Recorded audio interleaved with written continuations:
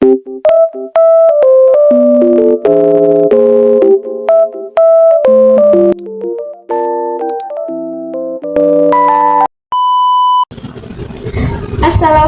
warahmatullahi wabarakatuh. Halo semuanya, perkenalkan nama saya Dita Aprilia dengan nomor NIM 2301050161, mahasiswa PGSD UNES angkatan 2023. Di video kali ini saya akan menjelaskan tentang pengetahuan bimbingan konseling di sekolah. Yang pertama, saya akan membahas tentang latar belakang bimbingan konseling di sekolah. Bimbingan konseling atau BK penting di sekolah karena peserta didik membutuhkan dukungan dalam mengatasi permasalahan pribadi, sosial, akademik, dan karir. Latar belakang munculnya BK adalah untuk membantu siswa mengembangkan potensi mereka secara optimal dan mengatasi hambatan yang mungkin muncul selama proses pembelajaran. BK mendukung perkembangan karakter, prestasi, dan kemampuan beradaptasi siswa. Selanjutnya mengenai pengertian, persamaan, dan perbedaan bimbingan dan konseling. Yang pertama, pengertian bimbingan. Bimbingan merupakan proses pemberian bantuan secara sistematis oleh seorang pembimbing untuk membantu individu dalam pengambilan keputusan dan pengembangan potensi diri. Pengertian konseling sendiri yaitu proses interaksi antara konselor dan klien untuk membantu klien memahami diri, mengatasi masalah, dan membuat keputusan. Persamaan keduanya bertujuan untuk membantu perkembangan individu secara optimal, sementara perbedaan bimbingan lebih bersifat umum dan preventif, dan konseling lebih khusus, intensif, dan berfokus pada masalah yang membutuhkan pemecahan. Pembahasan berikutnya yaitu mengenai urgensi BK, kedudukan BK, 3 wilayah pendidikan formal, dan keterkaitan guru dan konselor. Yang pertama yaitu urgensi BK.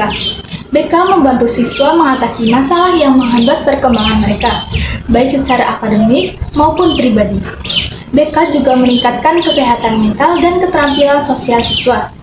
Kedudukan BK sendiri yaitu bagian integral dari sistem pendidikan yang membantu siswa mencapai kesejahteraan secara psikologis dan sosial. 3 wilayah atau bidang pendidikan formal, diantaranya yaitu bidang akademik, sosial emosional, dan karir. Keunikan keterkaitan tugas guru dan konselor yaitu guru berperan dalam membimbing proses belajar dan mengamati perkembangan siswa secara langsung, sementara konselor berfokus pada penanganan masalah pribadi dan emosional siswa. Tujuan BK sendiri yaitu membantu siswa mengembangkan potensi mereka, meningkatkan kesadaran diri, dan mengatasi masalah secara efektif. Fungsi BK sendiri yaitu terbagi menjadi fungsi pemahaman, pencegahan, pengembangan, dan perbaikan. Orientasi BK berfokus pada perkembangan holistik siswa, termasuk aspek akademik, sosial, emosional, dan karir. Sebagai calon guru SD, pengetahuan tentang BK dapat diterapkan melalui membantu siswa mengatasi kesulitan belajar dengan mendampingi mereka secara personal. Yang kedua, menerapkan fungsi preventif dengan menciptakan lingkungan kelas yang nyaman dan mendukung. Dan yang ketiga, memberikan orientasi bimbingan dalam mengembangkan karakter siswa, sehingga mereka dapat belajar mengenali diri sendiri dan menghargai orang lain. Pembahasan yang kedua yaitu mengenai guru yang berkualitas.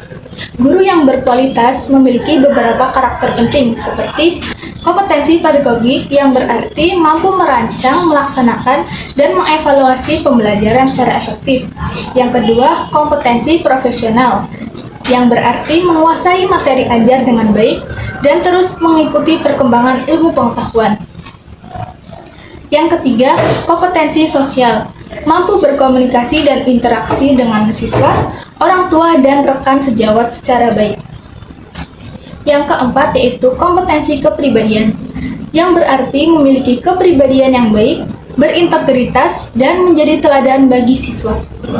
Sebagai calon guru SD, dalam kaitannya dengan BK, langkah-langkah yang bisa dilakukan untuk mengintegrasikan BK dalam proses pendidikan meliputi mengidentifikasi kebutuhan konseling siswa dengan mengamati perilaku dan perkembangan mereka, berkolaborasi dengan konselor untuk menangani siswa yang membutuhkan bantuan lebih lanjut, membimbing siswa dalam pengembangan sosial dan emosional mereka, misalnya dengan mengajarkan keterampilan sosial atau cara menghadapi konflik. Salah satu alasan pentingnya memahami karakter peserta didik adalah agar guru dapat menyesuaikan metode dan pendekatan pembelajaran yang tepat.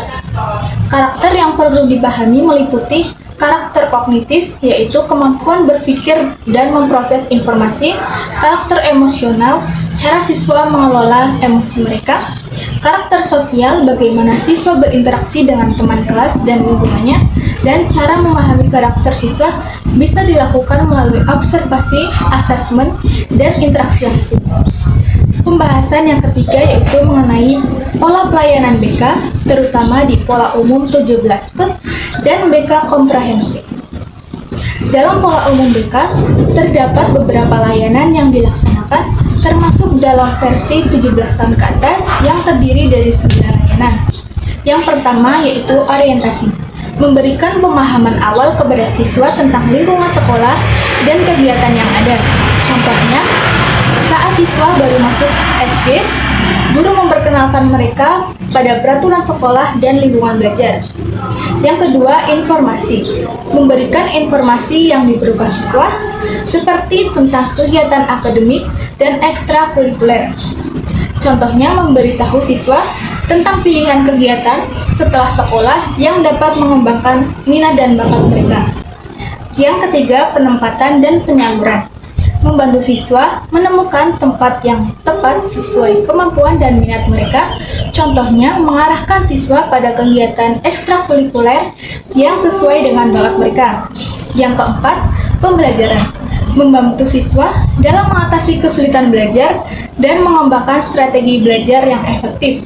Contohnya, guru memberikan bantuan tambahan untuk siswa yang kesulitan memahami mata pelajaran tertentu. Yang kelima, konseling perorangan, layanan konseling yang diberikan secara individu kepada siswa yang memiliki masalah-masalah tertentu.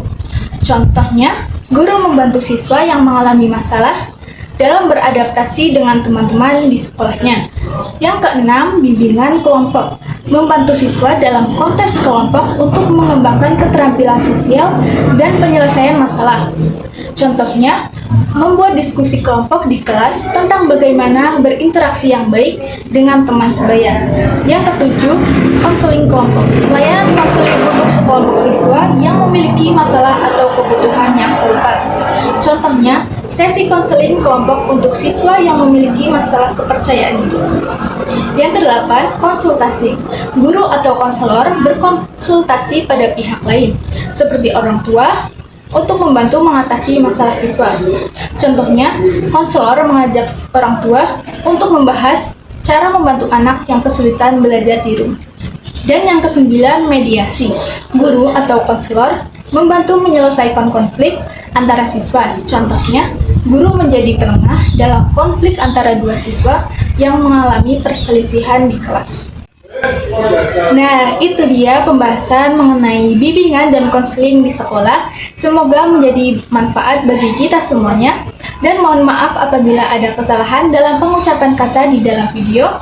Akhir kata, wassalamualaikum warahmatullahi wabarakatuh.